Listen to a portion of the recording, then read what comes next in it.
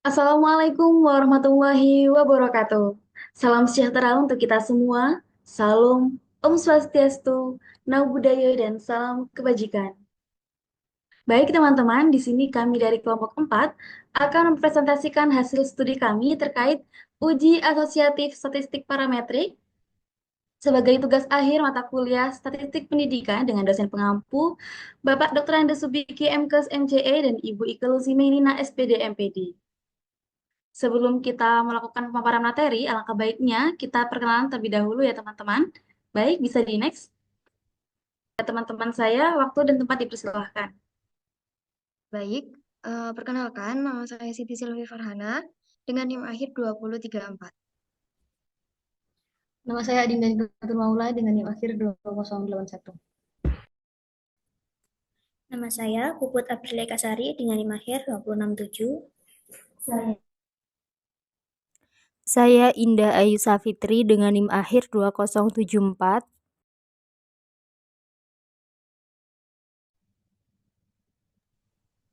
Baik, dan saya Arini Maulida Lazuardi dengan NIM akhir 2119. Next. Baik teman-teman, di sini ada peta konsep. Jadi kita akan bahas tentang yang pertama yaitu korelasi produk momen, dan yang kedua korelasi ganda, dan yang ketiga ada korelasi parsial. Next. Baik, sebelum kita memaparkan materi, alangkah baiknya kita kenalan dulu nih, apa sih itu penelitian statistik, juga apa sih komponen-komponen yang mendukung penelitian statistik itu juga. Nah, di sini penelitian adalah suatu upaya yang dilakukan secara sadar oleh manusia untuk mendapatkan pengetahuan baru dan menciptakan pengetahuan baru, serta memecahkan atau memberikan solusi pada permasalahan-permasalahan ilmiah. Nah, sedangkan statistik merupakan data berupa angka yang dikumpulkan, ditabulasi, digolong-golongkan sehingga dapat memberikan informasi yang berarti mengenai suatu masalah atau gejala. Jadi, kita bisa menggabungkan penelitian statistik adalah prosedur yang digunakan untuk mengumpulkan, mengorganisir, mengelola, dan menyajikan data yang berkaitan dengan suatu penelitian. Next.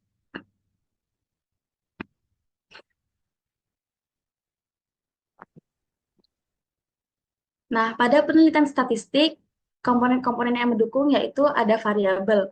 Nah, apa sih itu variabel? Nah, variabel adalah simbol yang mewakili matematika yang nilainya dapat bervariasi. Nah, variabel dalam penelitian dapat dibedakan menjadi 5 macam, yaitu yang pertama variabel independen, yang kedua variabel dependen, yang ketiga variabel moderator, yang fungsinya memperkuat dan memperlemah, dan yang keempat variabel intervening, dan yang terakhir yaitu variabel kontrol. Next. Baik, untuk pemaparan selanjutnya akan disampaikan oleh teman saya kepada Saudari Indah. Waktu dan tempat dipersilahkan. Baik, selanjutnya yakni hipotesis. Di dalam hipotesis statistik adalah dugaan sementara yang menggambarkan hubungan atau perbedaan antara dua variabel dalam sebuah sampel. Nah, hipotesis statistik ini terdapat perbedaan antara dua variabel dalam sebuah hipotesis yang dibagi menjadi 3, yakni yang pertama adalah hipotesis deskriptif. Hipotesis deskriptif merupakan dugaan atau jawaban sementara yang menggambarkan karakteristik suatu fenomena atau masalah yang diteliti. Yang kedua adalah hipotesis komparatif, di mana hipotesis komparatif ini merupakan suatu pernyataan yang menggambarkan prediksi suatu nilai dalam satu variabel atau lebih pada suatu sampel yang berbeda. Dan yang ketiga yakni hipotesis asosiatif. Hipotesis asosiatif adalah pernyataan yang menyatakan bahwa terjadi bersama-sama dalam beberapa cara tertentu. Selanjutnya, hipotesis asosiatif dibagi menjadi 2 macam, yakni statistik parametris dan statistik non-parametris. Nah, statistik parametris ini terbagi menjadi 3. Yang pertama yakni korelasi produk momen, di mana teknik statistik yang digunakan dalam korelasi produk momen ini digunakan untuk mengukur hubungan linear antara dua variabel yang telah diukur pada skala interval atau rasio. Selanjutnya terdapat korelasi ganda. Teknik analisis statistik yang digunakan di dalam korelasi ganda ini untuk melihat hubungan antara dua atau lebih variabel independen dengan satu variabel dependen. Dan yang ketiga ada korelasi parsial. Di dalam korelasi parsial ini, metodenya digunakan untuk mengukur kekuatan dan arah hubungan antara dua variabel sambil mempertimbangkan pengaruh variabel lainnya.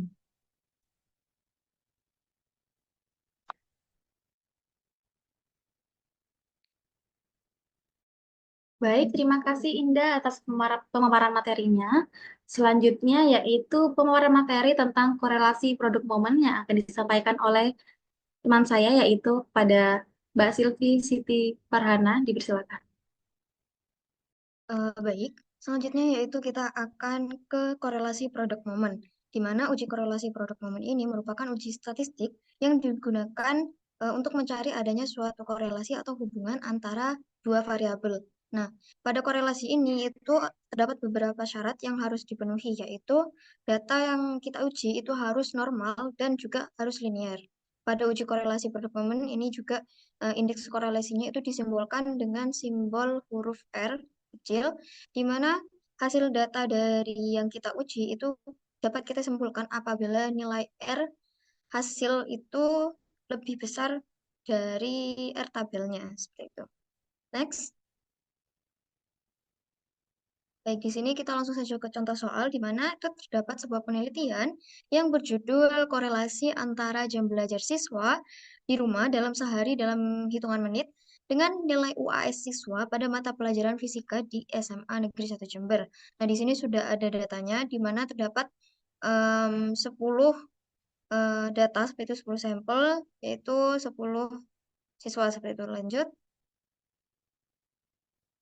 Nah, dari judul penelitian tadi, kita mendapatkan suatu hipotesis, di mana pada hipotesis penelitian itu terdapat H0 yang mengindikasikan bahwasanya tidak ada hubungan antara jam belajar terhadap nilai UAS siswa SMA Negeri 1 Jember. Sedangkan hipotesis H1-nya itu terdapat hubungan antara jam belajar siswa terhadap nilai UAS fisika siswa tersebut di SMA Negeri 1 Jember. Kemudian juga ada hipotesis statistik, di mana dapat hipotesi 0 atau H0, di mana di sini mu1 itu tidak sama dengan mu0, di mana rata-rata nilai hubungan antara jam belajar terhadap nilai UAS fisika SMA Negeri 1 Jember itu tidak ada hubungan. Sedangkan pada hipotesis alternatif H1-nya yaitu mu1 sama dengan mu2, di mana ini mengindikasikan bahwasanya rata-rata nilai hubungan antara jam belajar terhadap nilai UAS fisikanya itu berhubungan atau terdapat korelasi. Lanjut. Nah, untuk melakukan uji produk momen, kita itu dapat melakukan uji secara manual maupun secara SPSS. Nah, untuk secara manualnya ini, kita terlebih dahulu awalnya itu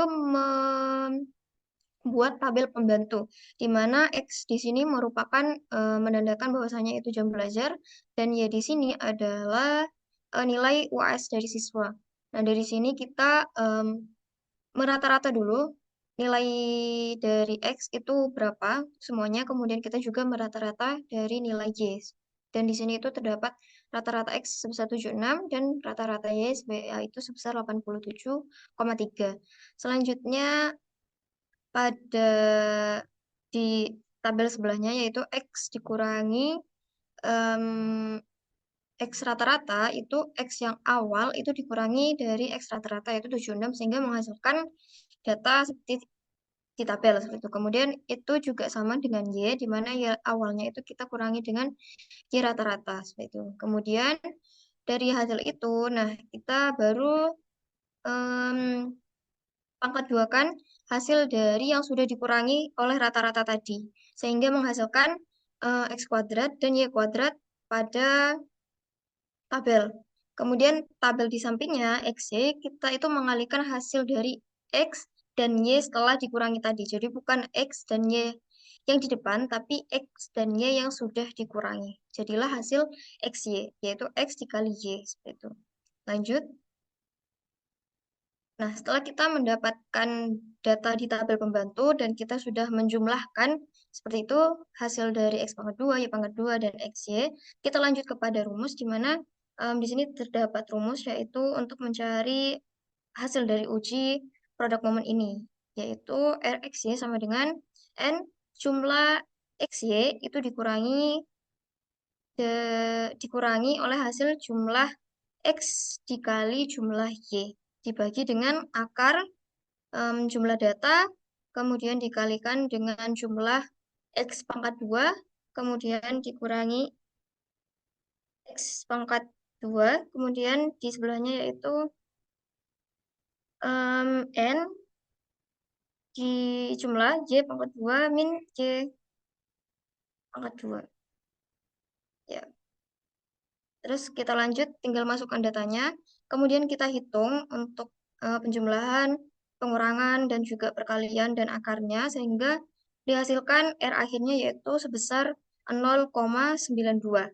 Nah, ketika kita sudah melihat hasilnya, kita melihat R tabel, di mana R tabel di sini, data kita tadi kan 10. Jadi, dikurangi oleh 2, itu 8.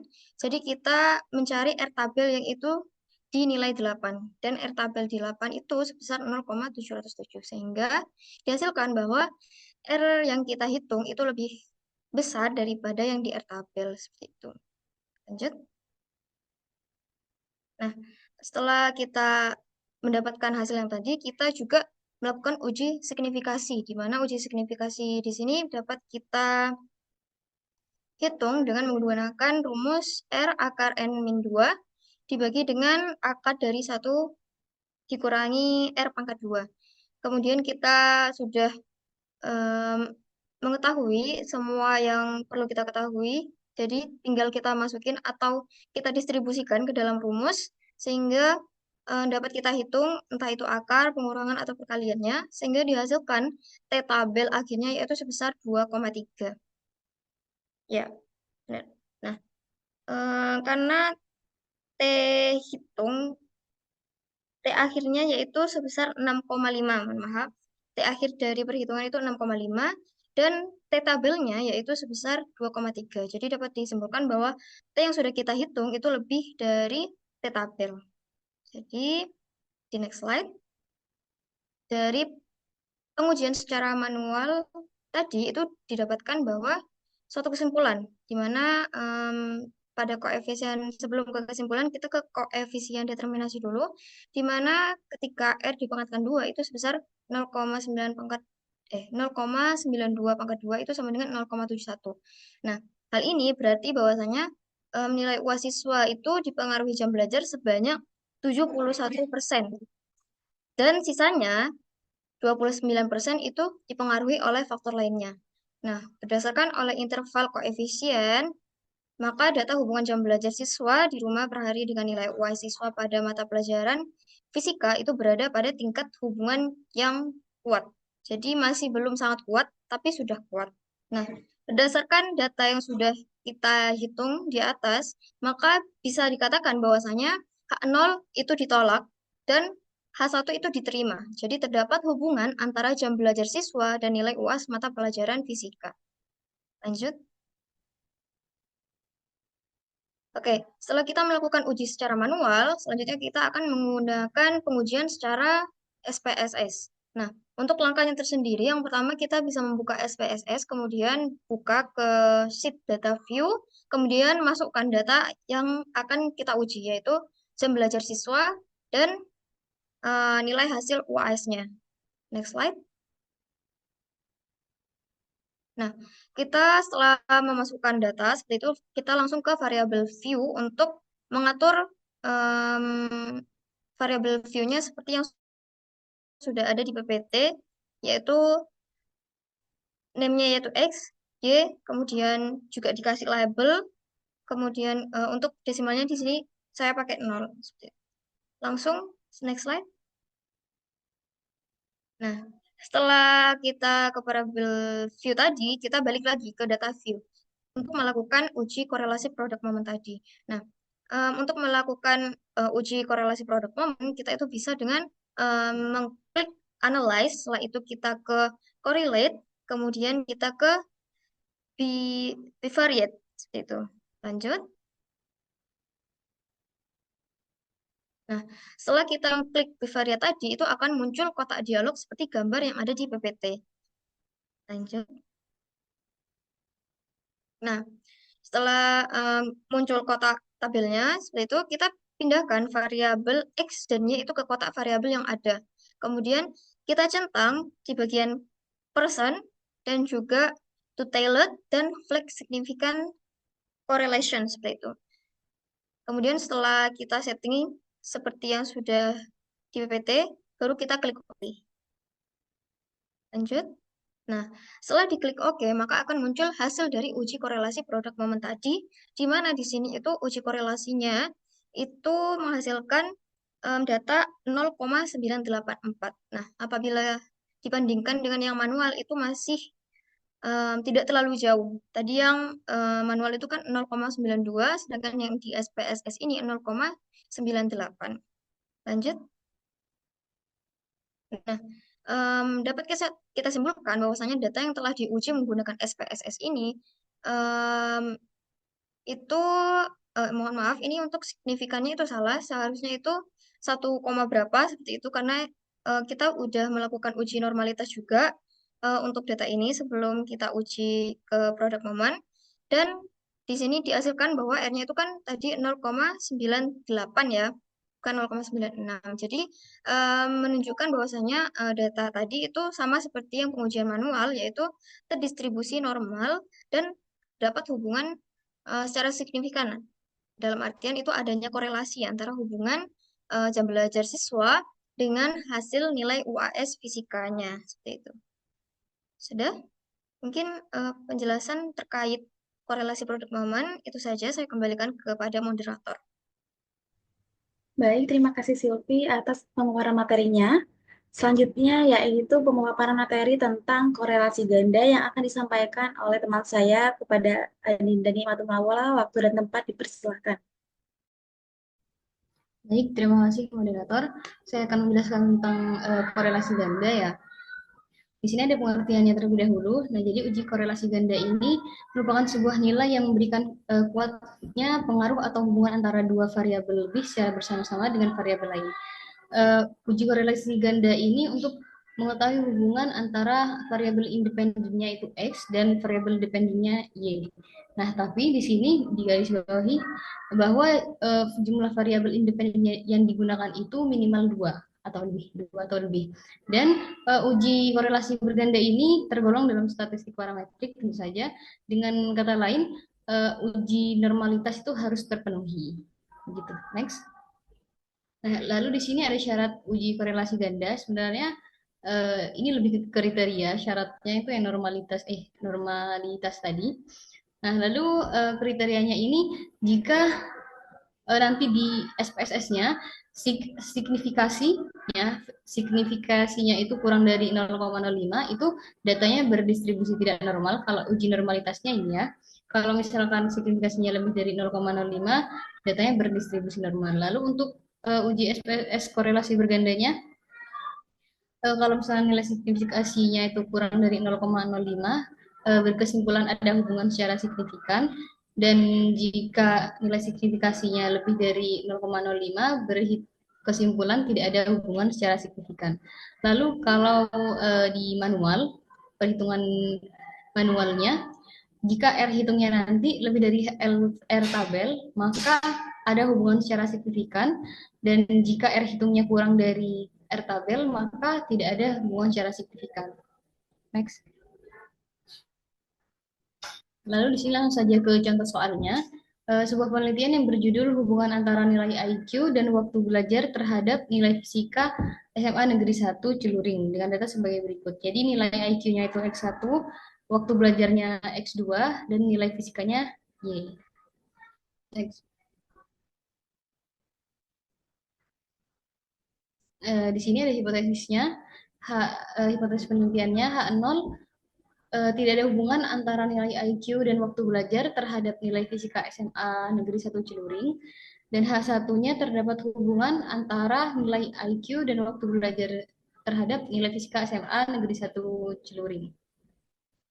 Untuk hipotesis statistiknya, hipotesis 0, Mu1 tidak sama dengan Mu2, rata-rata nilai hubungan antara nilai IQ dan waktu belajar terhadap nilai fisika SMA Negeri 1 Celuring tidak berhubungan. Dan hipotesis alternatifnya H1, Mu1 sama dengan Mu2. Rata-rata nilai hubungan antara nilai IQ dan waktu belajar terhadap nilai fisika SMA Negeri 1 Celuring berhubungan. Next. Lalu pengujian secara manualnya. Di sini ada tabel pembantunya ya. Jadi ada X1, X2, dan Y-nya. Masukkan datanya, lalu ditemukan sigma atau jumlah dari X1-nya dan jumlah dari X2-nya dan jumlah dari Y-nya. Jadi di sini juga ada tabel X1 min X bar. X bar itu rata-ratanya, jadi jumlah dibagi dari N-nya. Jadi 830 per 10 begitu ya. Lalu 70, itu kan X1 min X bar. Jadi 70 min 83, jadi min 13. Begitupun di X2 min X barnya dan Y min Y barnya. Lalu di sini juga ada X1 kuadrat yang dikuadratkan itu X1 min X barnya, bukan X1 yang awal. Lalu juga di sini ada X1 X1Y, berarti X1 min X bar dikali Y min Y bar, gitu ya. Begitupun selanjutnya juga dijumlahkan ya, di bawahnya itu kan ada sigmanya. Next. Lalu di sini ada langkah pertama menghitung korelasi antara X1 dan Y. Jadi harus dicari korelasi setiap langkahnya, korelasi antara X1 dan Y, korelasi X2 dan Y, dan korelasi X1 dan X2 gitu. Nah, untuk korelasi X1 dan Y-nya itu Rx1Y sama dengan sigma X1Y dibagi akar sigma X1 kuadrat sigma Y. Dihasilkan 0,4744. Lalu untuk korelasi X2 dan Y-nya itu sigma X2Y dibagi akar sigma X2 kuadrat sigma Y kuadrat. Hasilnya 0,6697. Dan untuk korelasi X1 dan X2-nya, Rx1 X2, itu sigma X1 X2 dibagi akar dari sigma X2 kuadrat dikali sigma X2 kuadrat. Sorry, itu salah, X1 kuadrat dan X2 kuadrat. Hasilnya minus 0,2785. Nah, lalu langkah keempat ini menghitung korelasi ganda antara X1 dan X2 dengan Y-nya. Jadi 3 variabel itu langsung dimasukkan. Rumusnya sebagai berikut ya, RY X1 X2 sama dengan akar dari Rx1Y kuadrat tambah Rx2Y kuadrat dikurangi 2 kali Rx1Y dikali Rx2Y dikali Rx1 X2 dibagi 1 min Rx1 X2 kuadrat. Nah, hasilnya itu 0,9602. Next. Nah, lalu langkah selanjutnya membandingkan dengan R hitung dan R tabel. Diketahui kan, oh ini salah, diketahui N-nya itu sama dengan 10 ya. Jadi, dan taraf signifikasinya itu kan 5%, jadi itu R tabelnya 0,632. Next. Nah, kesimpulan yang di sini, R hitungnya itu kan lebih dari R tabel, 0,9602, itu kan lebih besar daripada 0,632. Jadi, H0 ditolak dan H1 diterima, yakni ada hubungan antara nilai IQ dan waktu belajar terhadap nilai fisika SMA Negeri 1 Celuring. Next. Nah, lalu ini ada langkah selanjutnya untuk pengujian signifikasi koefisien korelasi gandanya. F hitungnya itu R kuadrat per K. K itu variabel independennya ada 2. Lalu dibagi 1 min R pangkat 2 per N. N itu jumlah datanya tadi, kan ada 10 ya per ininya. 10 min K, K-nya ada 2 dan min 1. Hasilnya itu 41,15. Next. Nah, langkah 7 membandingkan F hitung dan F tabel. Harga tersebut selanjutnya dibandingkan dengan F tabel dengan DK pembilang K dan DK penyebutnya adalah N min K min 1, 7. Jadi K-nya kan tadi 2, lalu DK penyebutnya itu 7, maka dan taraf signifikasinya, taraf kesalahannya itu kan 5%, maka F tabelnya 4,10, bisa dilihat di situ ya. Nah, jadi kesimpulannya itu F hitungnya lebih besar dari F tabelnya ya. 41,15 itu lebih besar dari 4,10. Jadi H0 ditolak dan H1 diterima serta koefisien korelasi ganda yang ditemukan itu signifikan, yaitu dapat diberlakukan untuk populasi di mana sampel itu diambil. Next. Untuk pengujian dengan SPSS-nya, saya serahkan pada teman saya.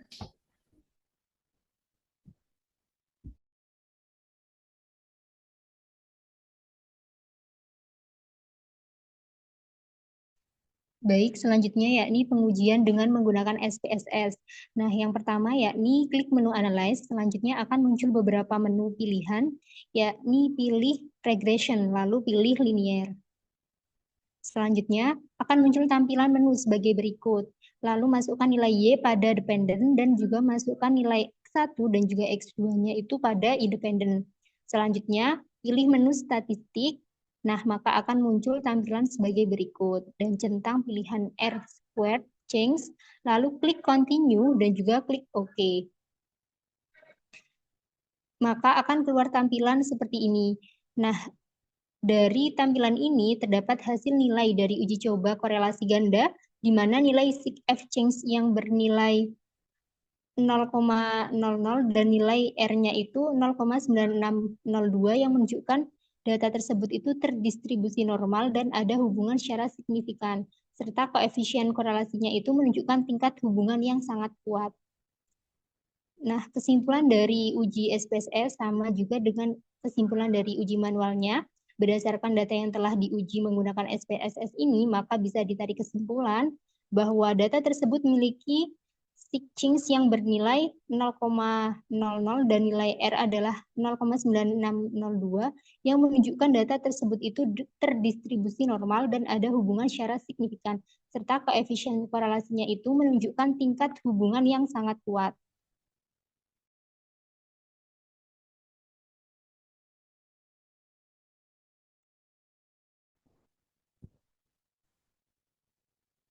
Baik, terima kasih Adinda dan Indah atas pemaparan materinya. Baik, sekarang pemaparan materi terkait korelasi parsial yang akan dipaparkan oleh teman saya kepada Puput, dipersilakan. Baik, terima kasih moderator.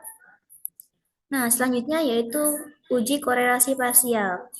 Definisinya sendiri yaitu uji korelasi parsial merupakan angka yang menunjukkan arah dan kuatnya hubungan antara dua variabel atau lebih. Setelah satu variabel yang diduga dapat mempengaruhi hubungan variabel tersebut tetap atau dikendalikan. Korelasi parsial ini digunakan untuk menganalisis bila seorang peneliti memiliki maksud untuk mengetahui hubungan antar variabel dependen dan independen, di mana salah satu variabelnya yaitu yang independen dibuat tetap atau dikendalikan. Bisa di next slide. Dalam uji korelasi parsial sendiri terdapat dua syarat. Yang pertama yaitu masing-masing variabel penelitian menggunakan data berskala rasio atau interval. Yang kedua yaitu karena uji korelasi parsial merupakan bagian dari statistik parametrik, maka data penelitian harus berdistribusi normal.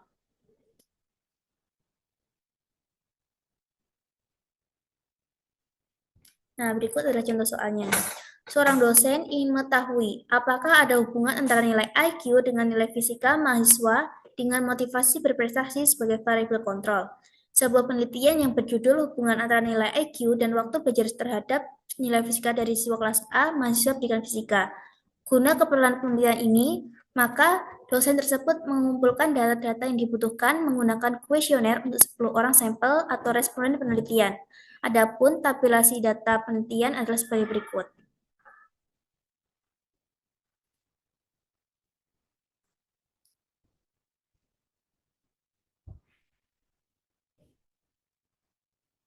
Nah, hipotesis penelitiannya yaitu H0, yaitu hubungan antara nilai IQ terhadap nilai fisika dari kelas A mahasiswa pendidikan fisika dengan motivasi belajar sebagai variabel kontrol tidak signifikan. H1-nya, hubungan antara IQ terhadap nilai fisika dari kelas A mahasiswa pendidikan fisika dengan motivasi belajar sebagai variabel kontrol yaitu signifikan. Hipotesis statistik Hipotesis nol atau H0, rata-rata nilai hubungan antara nilai IQ dan nilai fisika dari kelas A mahasiswa pendidikan fisika dengan motivasi belajar sebagai variabel kontrol tidak berhubungan. Hipotesis alternatif atau H1, rata-rata nilai hubungan antara nilai IQ dan nilai fisika dari kelas A mahasiswa pendidikan fisika dengan motivasi belajar sebagai variabel kontrol berhubungan. Nah, setelah itu kita membuat tabel bantu ya. Tadi Kak hanya ada 3 tabel yaitu X1, X2, dan Y. Sekarang X1 dikurangi X bar. Cara mencari X barnya sendiri yaitu X1 yang berjumlah 10 data itu dijumlahkan semua lalu dibagi dengan 10.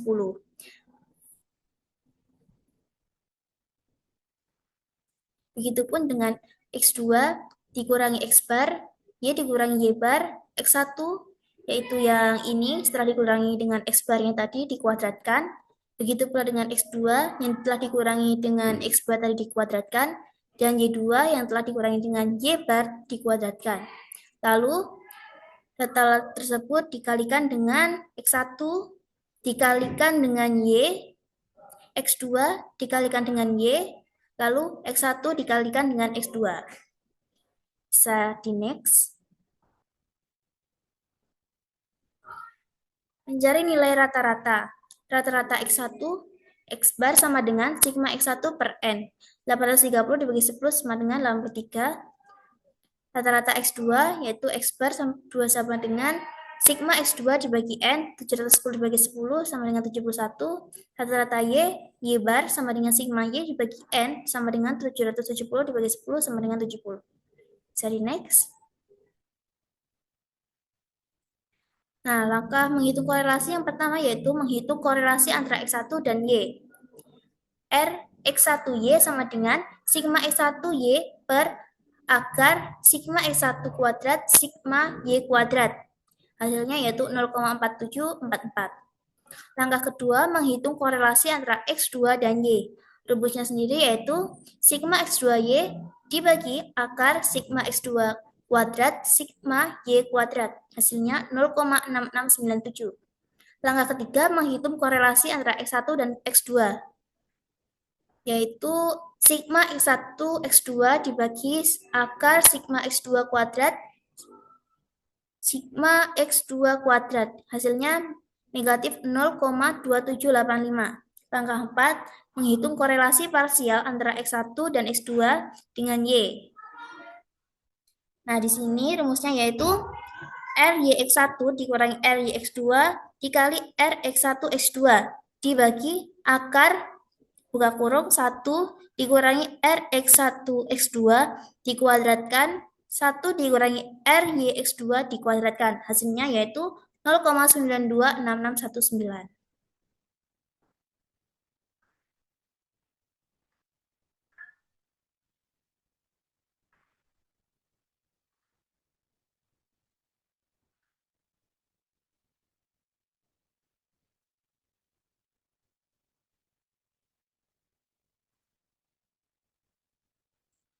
Lalu membandingkan R hitung dengan R tabel. Diketahui N sama dengan 10 dengan taraf signifikansi 5%, maka R tabel sama dengan 0,632. Nah, di sini ini kan ada 5%, N yang 10 ketemu. Jadi R hitung lebih dari R tabel, 0,926 lebih dari 0,632. Jadi H0 ditolak dan H1 diterima. Yakni ada hubungan antara nilai IQ dan nilai fisika dari kelas A mahasiswa pendidikan fisika dengan motivasi belajar sebagai variabel kontrol. Dan next.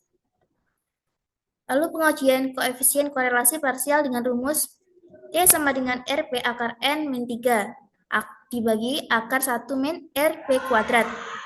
T-nya didapatkan hasil 6,547. Jadi dapat ditarik kesimpulan bahwa harga tersebut selanjutnya dibandingkan dengan T hitung dan T tabel. Jika T tabel atau 6,547 dengan demikian, koefisien korelasi yang ditemukan itu adalah signifikan, yaitu dapat digeneralisir ke seluruh populasi di mana sampel diambil, sehingga H0 ditolak dan H1 diterima. Itu hubungan antara IQ dan nilai fisika dari kelas A mahasiswa pendidikan fisika dengan motivasi belajar sebagai variabel kontrol signifikan.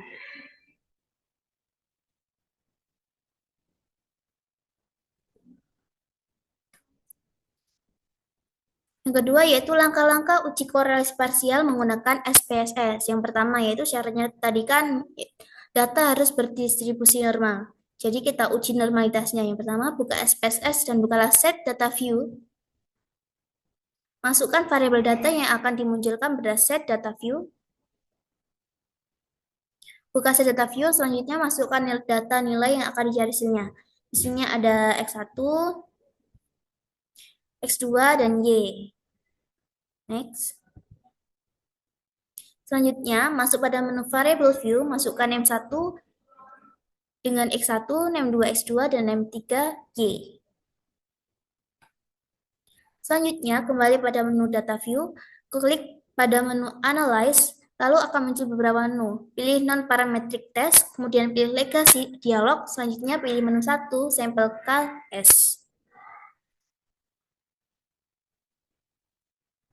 Setelah memilih menu 1 sampel KS, maka akan muncul tampilan sebagai berikut. Selanjutnya masukkan X1, X2, dan Y pada test variable list, kemudian klik normal dan klik OK.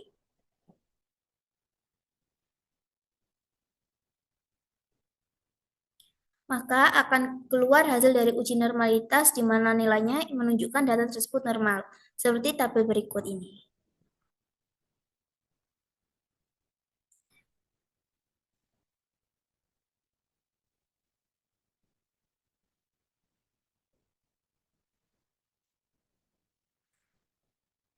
Ini bisa di next.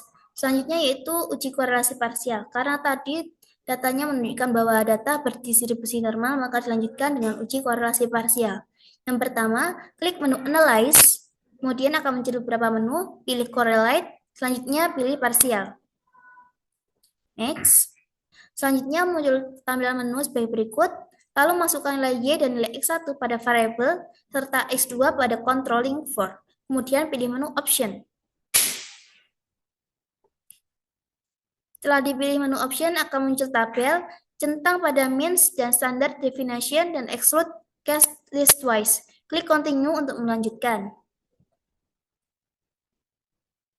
Klik tes yang to file to tailored dan centang juga display aktual significant level. Klik OK untuk melanjutkan. Nah, setelah klik OK, maka akan tampilan muncul seperti yang ada di share screen. Jadi dapat ditarik kesimpulan dari SPSS yaitu berdasarkan data yang telah diuji menggunakan SPSS, maka bisa ditarik kesimpulan bahwa data tersebut memiliki signifikansi dua variable change yang bernilai 0,00 dan nilai correlation adalah 0,927 yang menunjukkan data tersebut terdistribusi normal dan ada hubungan secara signifikan serta koefisien korelasinya menunjukkan tingkat hubungan yang sangat kuat.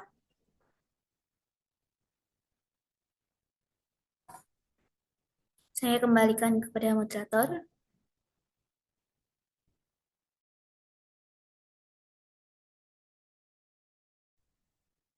Baik, terima kasih Puput atas pemaparan materinya.